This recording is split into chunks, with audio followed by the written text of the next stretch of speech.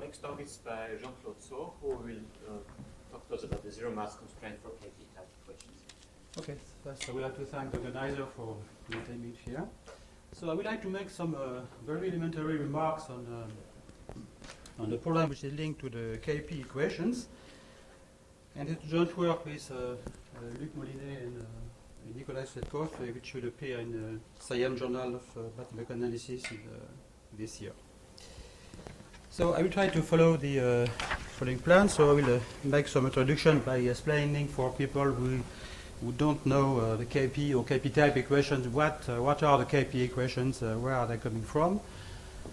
And then I will review the linear theory and the nonlinear theory and make some extension comments and articulate on the modeling aspects of the so-called constraint for the KP equation. So I would like to start with just recalling what is the classical KP equation. So they come up with two different cases, KP1, KP2, depending on the sign in front of the y term. They were derived a long time ago by Prof and Petiashvili. And you see they are not exactly PDEs. They involve a non-local operator if you write it in this form, and this non-local operator is just dx minus 1 uyy. And by dx minus 1, that just means in Fourier transform, we divide by 1 over ix(c1). And the motivation for deriving such a rather strange equation was to you recognize easily that if you drop the term involving y, you have the KdV equation, right? So the KdV has well-known solutions, so the so-called solitary wave. And if you want to investigate the stability of those objects with respect to y perturbations, you need to invent a PDE, an equation which involves variable y. And the motivation of those two Russian physicists was exactly to derive such an equation which will be able to deal with the problem of transverse stability or instability of the KdV solitary wave. Actually, when they derived this equation, they didn't start with any physical context or whatever. That just use the trick which I want to explain you just now, and just to explain this funny term, dx minus 1 uyy, which causes a lot of trouble if you work on KP equations. So, where does dx minus 1 comes from? Actually, and this is exactly more or less the argument of Kadoslev and Petiashvili. So what you want to do is, this has nothing to do with dispersion in X. This is only the way to you start with the transport equation, dt plus dx, which is a elementary one-way hyperbolic equation, and you want to perturb it by a term which will take into account a weak transverse perturbation in y. Okay? So what we do, we start from the classical wave equation, so say in 2 dimensions. Okay? You write the dispersion relation for that equation, which is omega k1 and k2 are the wave numbers in x and y. And you assume you're considering a regime, a long wave regime in K1 and so K1 and K2 and small, and the fact that the Y length, the wavelengths in Y are much longer than the wavelengths in X. It's just the fact that K2 over K1 is supposed to be small. So you have those small numbers, and you just make a Taylor expansion, okay, very elementary. And what you do, you are considering wave going essentially mainly to the right in X, okay? And you find that you can approximate this dispersion relation of the wave equation by this term here, which is K1 plus a half of K2 square over K1. And this corresponds in physical variable to this operator, dt plus dx, which is just the transport equation, plus this correction to taking into account the weak transverse perturbation. Dx minus 1, dy square, and the dx minus 1 comes because from the fact that you divide by K1. Okay? So that's nothing to do with dispersion. Okay? It's just a kind of hyperbolic. And this idea was already in paper. So, trivial remark. Of course, this works in any dimension. So, if you consider transverse perturbation will depend on several variables. So, you instead of having dx minus 1 d2y, you have the transverse Laplacian in x2, x3, etc. And of course, if you end up to come back to dispersive equations, so KP equations, you combine two effects. You have the first effect, you start with any of your favorite one-dimensional dispersive long wave equations. So it could be, so I just write it in a more general form, so involving vector L, which is defined in Fourier space like this, where C is real. So the fact that C is real, say that this term is dispersive, is joint. Okay. So if you take C of C equal plus or minus 6 squared, you have the KdV. If you take this modulus of C, which corresponds to L being the inverse transform times dx, you get the so-called Benjamin-Landau equation. So etc. You have all your favorite one-dimensional dispersive equations are in this framework. So if you add these terms, assuming that this new effect is of the same order as the other one, so you get the so-called KP type equation. So this multiplication of the 1D dispersive equation by this weakly transverse perturbation. Okay? So this was I called so as an example, just to show you. So again, so this term is canonical. This with a plus sign. Okay? There is no minus sign here. It's a plus sign. So this plus sign comes with this, with dt plus dx plus, where I just dropped the 1/2, which is of course irrelevant in this term. Now, how do you recover now the KP1, KP2? For the standard KP1, KP2, you have to come back to the derivation of the KdV equation. So to derive the KdV equation, it involves a coefficient in front of a dispersive term in X, which depends on surface tension with the so-called Born number here. So this number is positive. So for t equals 0, you have pure relative waves, okay, and for t larger than 1/3, you have capillary effect play a role. So with a change of sign here when t is larger than 1/3. Of course, it is irrelevant for KdV because by the change of variable you can reduce to only the standard KdV. But when you have this term here, it makes a big difference. Okay, so in the case of when t is small, you get the so-called KP2. That means you have a positive term here, a positive term here. When t is large, you have minus here and plus here, and you can change variable to get plus here and minus here. So KP1, KP2 in water waves come from this change of t crossing 1/3. Okay? But the correction of the transport equation is always with the plus sign here. Now, of course, this was purely formal, so I've just manipulated, formally this dx minus 1. So you have to if you want to to do some rigorous thing about this equation, we have to give a sense to dx minus 1 uyy. Okay, so there are many ways, of course, to do that. There's not many ways. So one way should be, for instance, to impose that in Fourier space xc1 minus 1 c square u hat of u belong to the Schwarz space S prime of temporal distribution, for instance. Roughly speaking, if you want to define dx minus 1, the solution has to be, in some sense, dx of somebody. Okay, so another way to fulfill the constraint would be to assume that u is dx of something, and something being nice, continuous, okay, and which is C1 in x, and v going to 0 at infinity. In this sense, the constraint is just the fact that the integral of u respect to x is 0 for an uy and t, okay, in the sense of a generalized Riemann integral. So essentially, the meaning of the constraint will be this. So this is, of course, there are other possibilities. And of course, you can also precise to which space this applied to u belongs to. Okay, there is another. On the other hand, there is another way, of course, to get rid of the constraint, is just to take an x derivative of the equation. So if you consider take dx of Kp type equation, you get this PDE, okay, and this doesn't involve any more dx minus 1. Okay? But of course, here you have ut ux. This is not in equation form, well, in classical sense.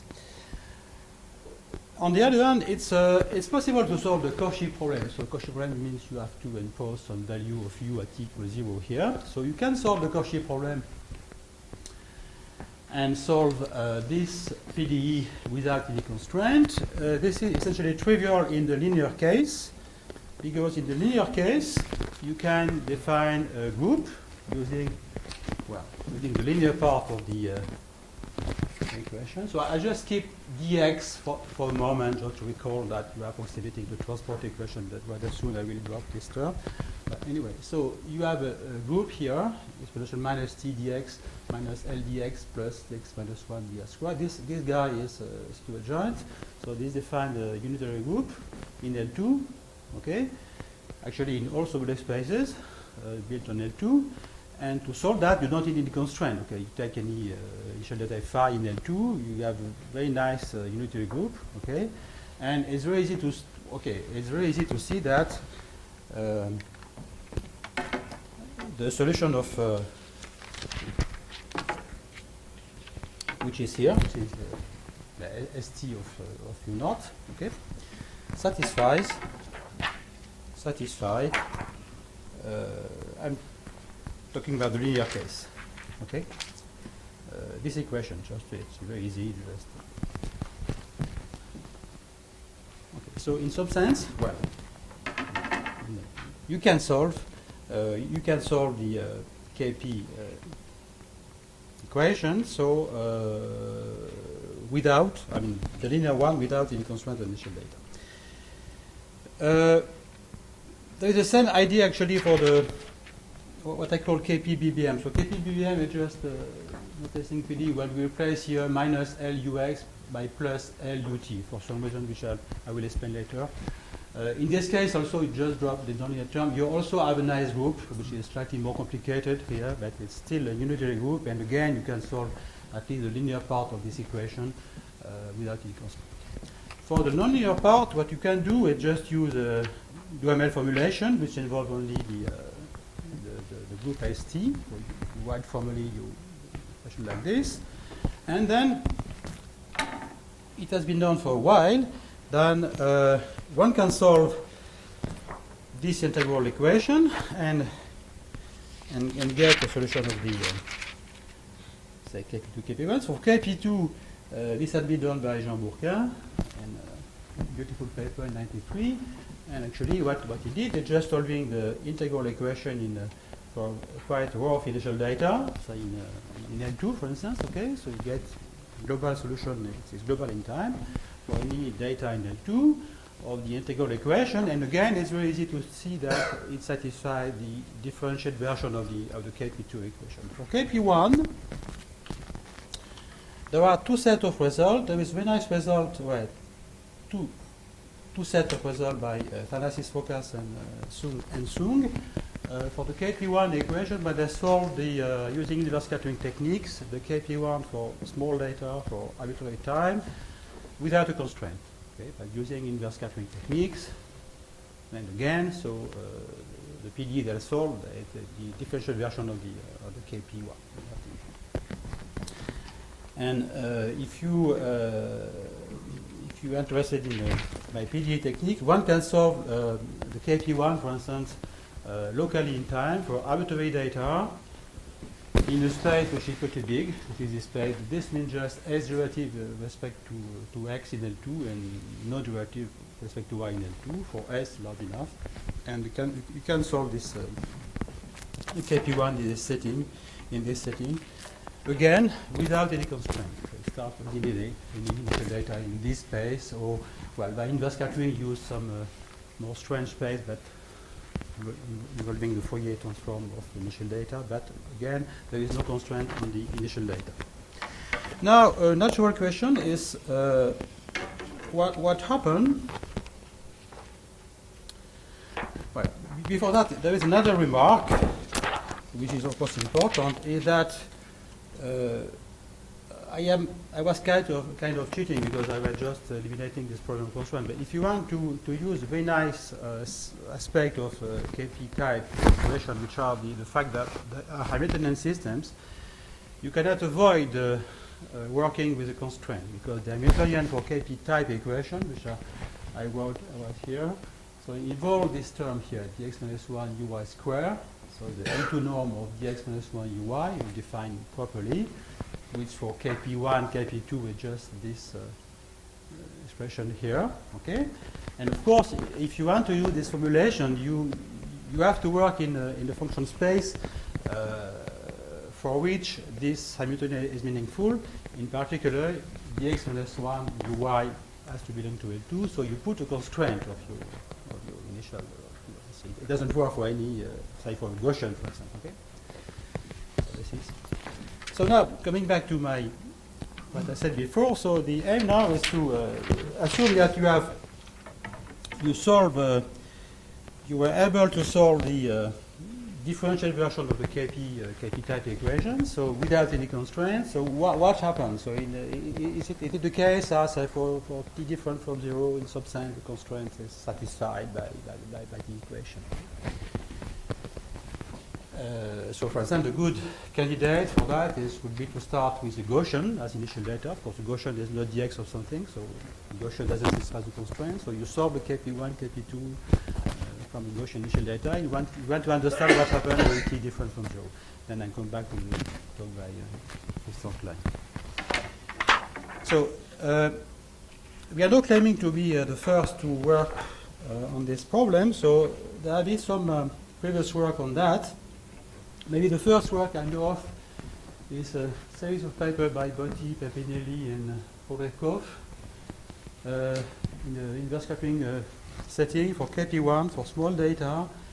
The paper was formal, it was not very clear in which end the constraint was satisfied or not.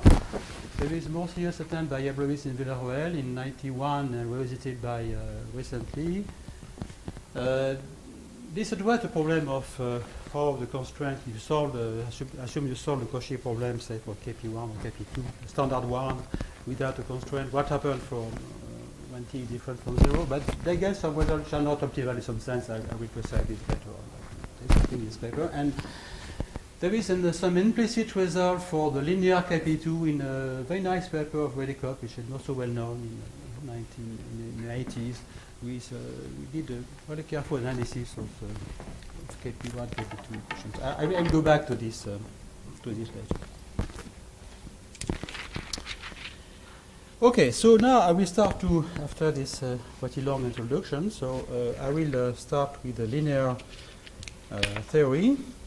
Okay, so the linear theory is the following. So you start with this generalized KP type equation. So here, so L again.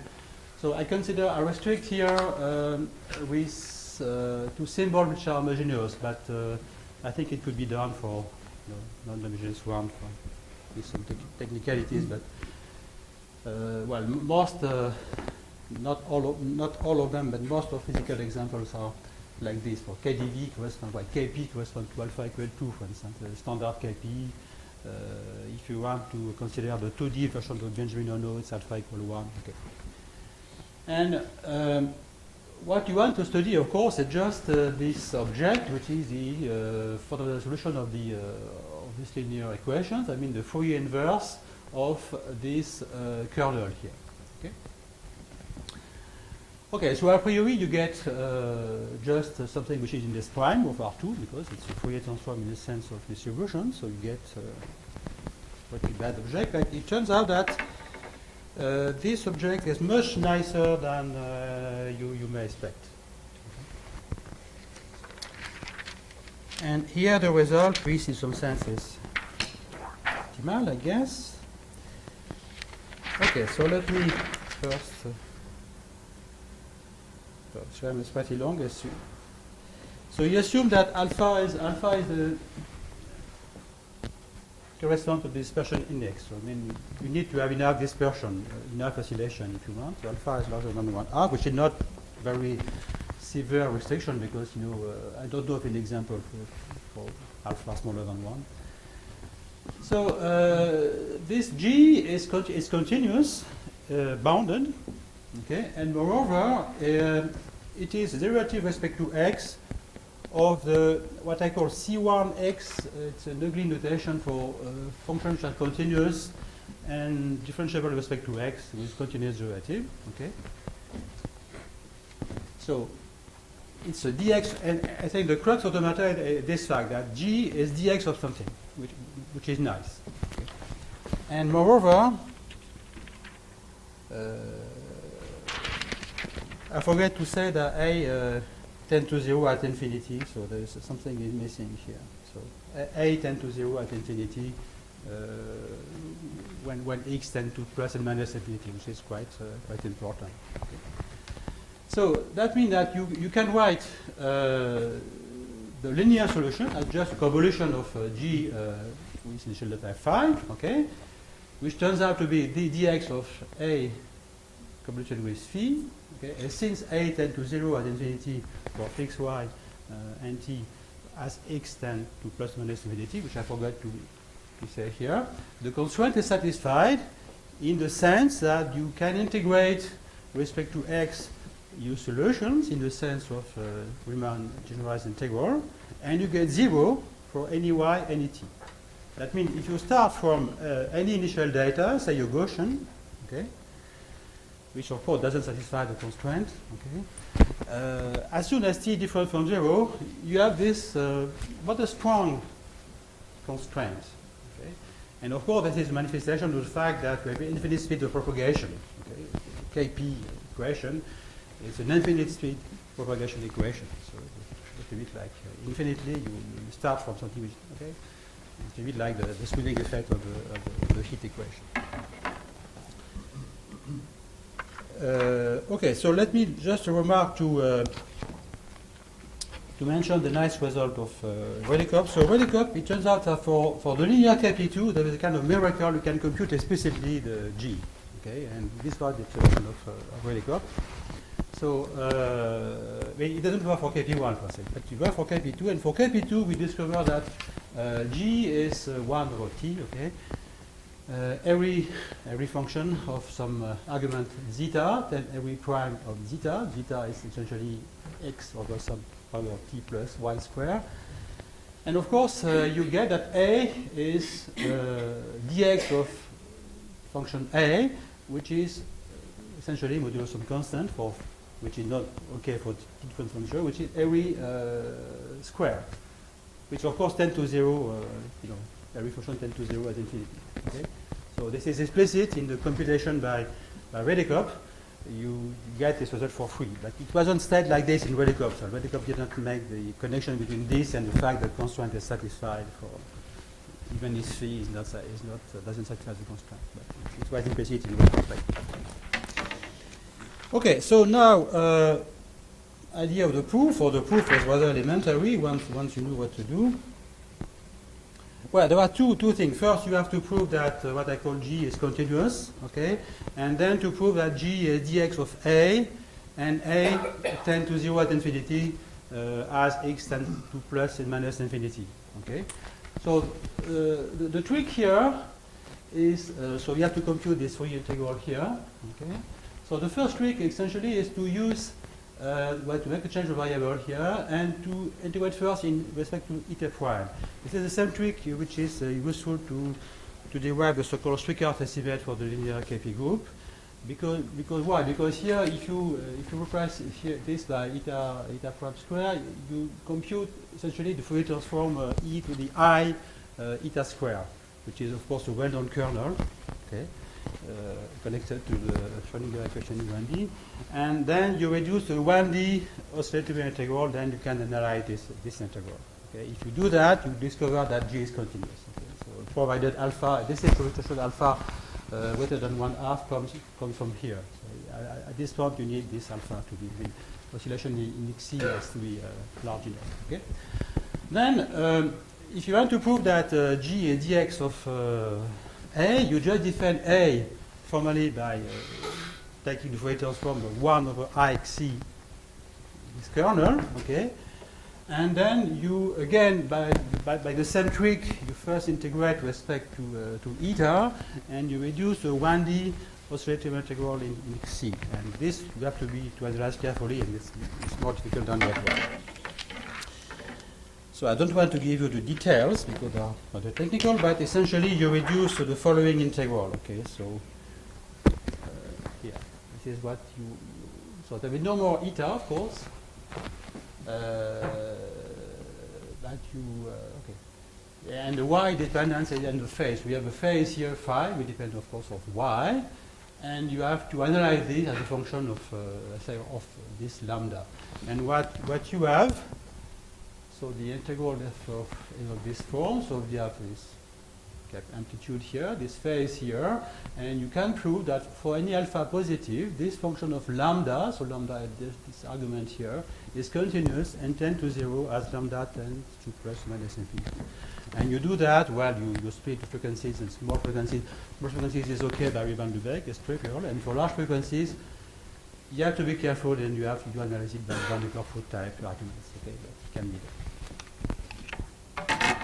So the linear theorem is okay.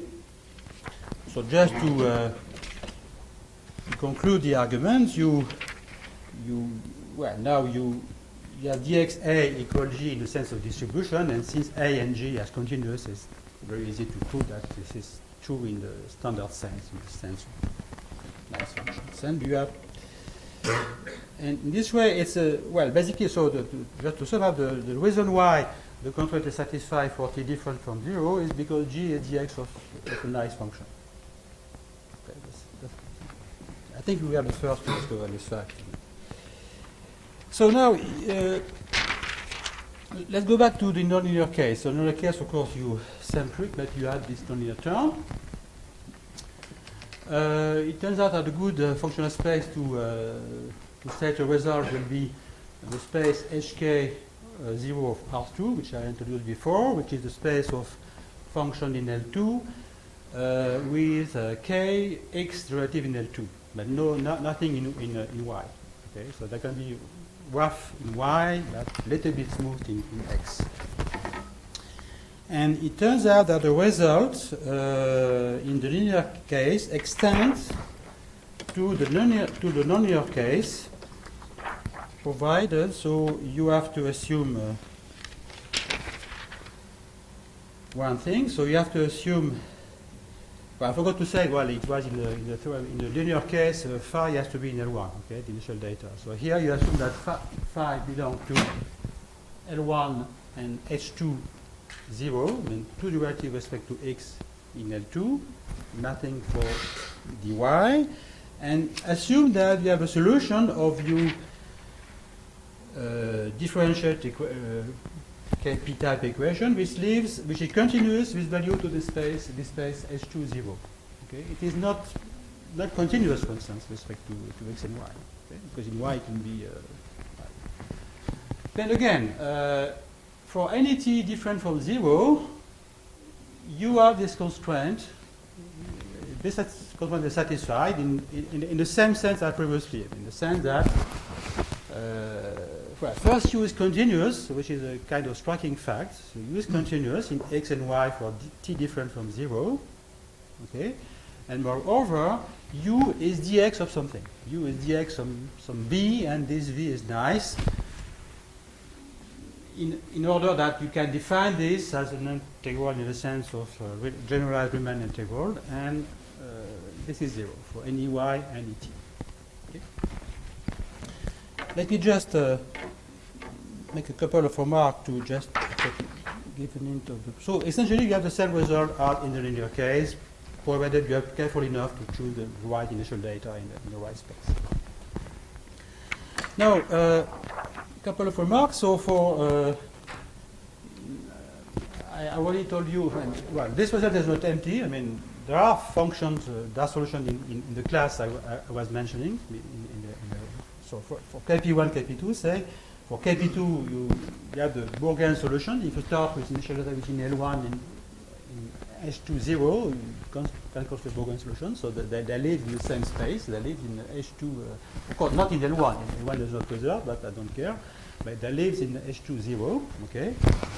And the local one we built with Lupulines-Lekov also belongs to H2, 0. Okay, so there's no problem. So this theorem is not empty for KP1, KP2.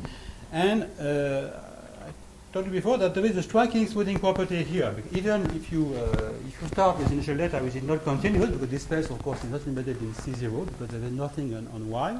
Okay, so immediately you become continuous with respect to X and Y for t different from 0. So for t different from 0, ut dot dot is continuous with respect to X and Y. Okay, so it's kind of new. And of course, this is connected to the talk of Christian Klein about the result of this Markovitch and Sparber. But they check numerically that you start with the Gaussian constant. You see clearly that for t different from 0, there are some constraints to satisfy. Okay, now the proof, of course, is not hard because basically what you do, you write the UML formulation of the problem. You can always write without any constraint. So the linear part is okay because, of course, you use the previous result. And for the non-linear case, that's where you use the fact that u belong to is continuous with value to H2, 0. And so you apply Lebesgue result, it works, and you can control this term. And of course, using the fact that S is represented by a G, which is dx of something. Again, you have to use the structure of the fundamental solution. Okay, so basically, as soon as you know to do it, the hard part is the linear part, and it's not difficult to extend it to the non-linear part. Well, remark which is not very important. Like if you want to just to relax a little bit the assumption of on the setting, instead of having H2, 0, you can have H1, 0 provided alpha is larger than 2. And this was the case of KP1, KP2. If you add more oscillation in X, that's basically you can decrease a little bit the smoothness. And again, you have the smoothing effect, okay? So, which is okay. Now, let me just show you some extensions. So, just to convince you that this is a quite general phenomenon, it has nothing to do with. If you consider what I call the KP-BBM equation, so just replace minus, say, in the KdV sense, instead of having uxxx, you replace it by minus uxxt. Okay. Then I have to take plus here, so I again restrict to this type of symbols. So now G is just the Fourier transform of this function here. But you see there is a big difference between this one and the corresponding one to the standard KP equation. In fact, this kernel, this function has very bad certain properties, okay? Because there is no oscillation here for large C. So you have to modify a little bit the statement. I mean, you have to put slightly different hypotheses on the initial data. Okay, and if you do that, so so the theorem is a little bit uglier. Essentially, you have to compensate the fact that you don't have a lot of oscillation in X by assuming that this condition on initial data, instead of, well, for Kp type it was beta equals 0, so just find L1, and here you have some derivative in X respect to X of phi have to belong to L1. This is to compensate these very bad properties. Essentially, if you assume, if you put this condition on initial data, you can just drop this entire step, and you come up with the same conclusion on U. Okay, well, essentially, this is okay. This is okay, but you have essentially the same property of U. So for t different from 0, the solution defined by the unitary group, okay, is continuous and satisfies this constraint in this sense. Okay, and again, this has nothing to do with. And again, you have the same result for the nonlinear case in this Kp setting. So again, you can just probably don't read carefully what is here. Just the assumption on alpha. Alpha is just the measure of the the assumption are you are giving so alpha is just the symbol of the X dispersion. Okay, and you have to take enough derivative of initial data in L1 intersection L2, okay? You have to assume this condition of the solution, so nothing in Y essentially, I mean not derivative in Y, but some derivative with respect to X, and again you have the same conclusion for U. For t different from 0, if you are able to build such a solution of U equation here, so phi doesn't satisfy the constraint, but for t different from 0, the constraint is satisfied. And the techniques are more or less the same. So once you know how to do the linear case, it's not very difficult to do the nonlinear case. There is a nice extension also in a 3D case. So because as I told you, Kp is not, of course, if you in the 3D it's no more integrable. So you are leaving the field of, if you respect to the usual standard Kp1, Kp2, Kp1 and Kp2 in 3 dimensions are no more integrable. But it makes sense. I mean, if you consider not in water wave theory, but if you consider, for instance, you can get the Kp1 in 3 dimensions as a long wave limit of some Schrödinger equation in superfluid, for instance. Okay, so it's happened. So you have this. So here I consider more general equations with this symbol, with general L.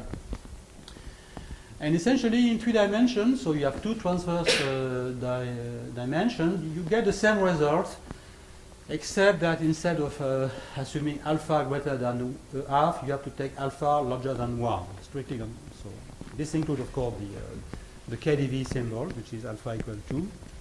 Okay, so which is okay. And in some sense, it's easier in some sense because when you do the analysis, okay, of the previous one, everything is reduced to analyze this Fourier integral here, and this has been analyzed long time ago by CD Sulem for in other settings. So the result was there, okay. So this integral again defines a nice function which is 10 to 0 as lambda 10 to infinity. Okay, so this result was more or less implicit in the paper by CD Sulem. Okay, maybe I have 2 minutes to come back to this constraint. So I would like to conclude by some more say philosophical comments on Kensky. So the comment is rather provocative. Is I'll tell you that Kp is in some sense a bad approximation. Approximation of what?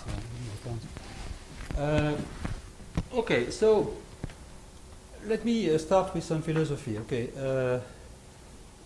if you consider the KdV, BBM, Bejminono equation, so we describe one-way propagation equation, so so-called Boussinet system. We describe two-way propagation.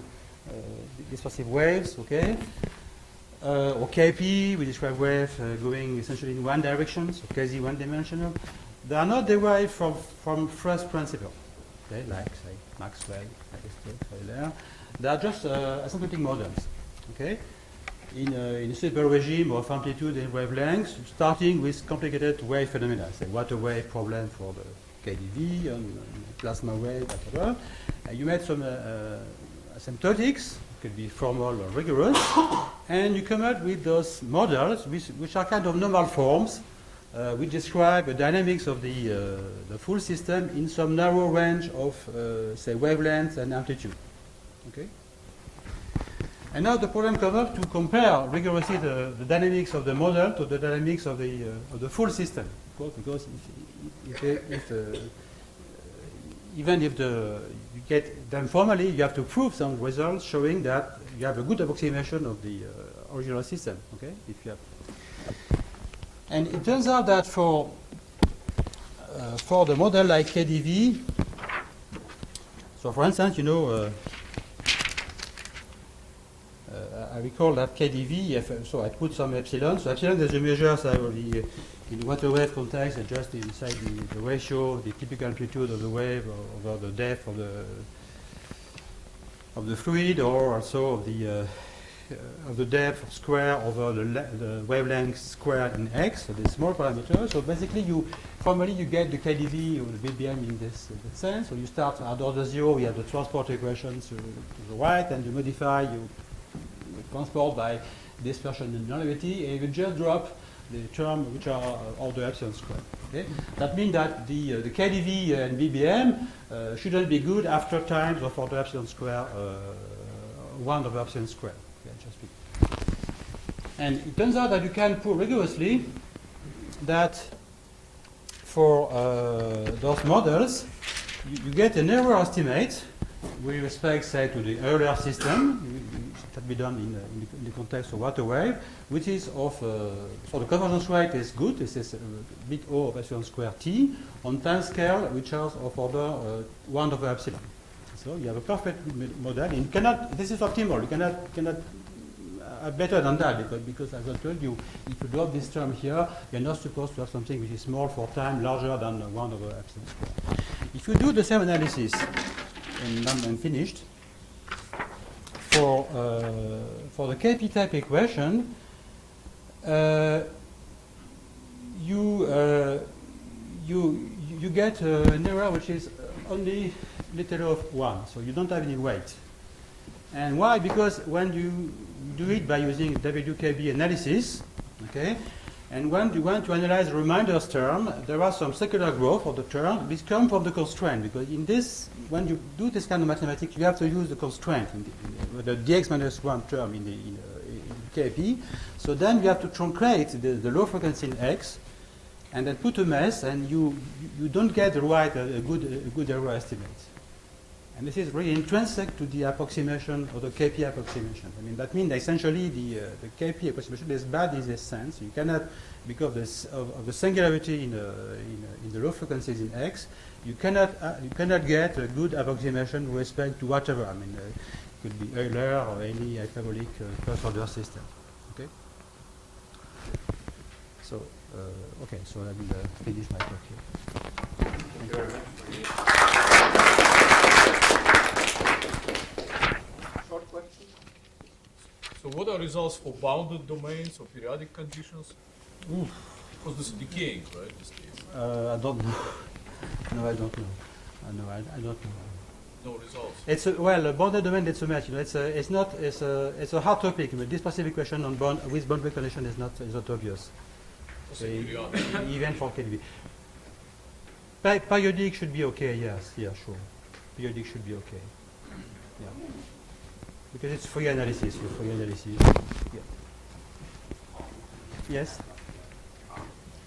Are you saying that the approximation, if you want to approximate water phenomena quantitatively up to order, let's say 1 over epsilon, is the approximation sort of fatally bad, or is it a good first step, but you can do something more to correct? I think it's bad quantitatively. Okay, I mean, you compute the convergence rate from KP to Euler, you get a very bad convergence. Well, actually, you don't get any weight. You just get something 10 to 0 without any weight, which is not very good because, okay,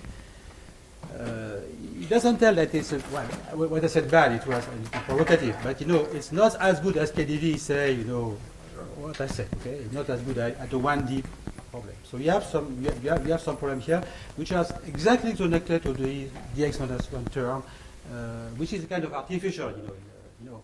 This constraint is not physical. I forgot to say that this constraint is not physical. So you have to pay something for that, and the price to pay is to lose a good rate, convergence rate. Okay, that's just what I The next talk is by Steve Langdon on high frequency scattering by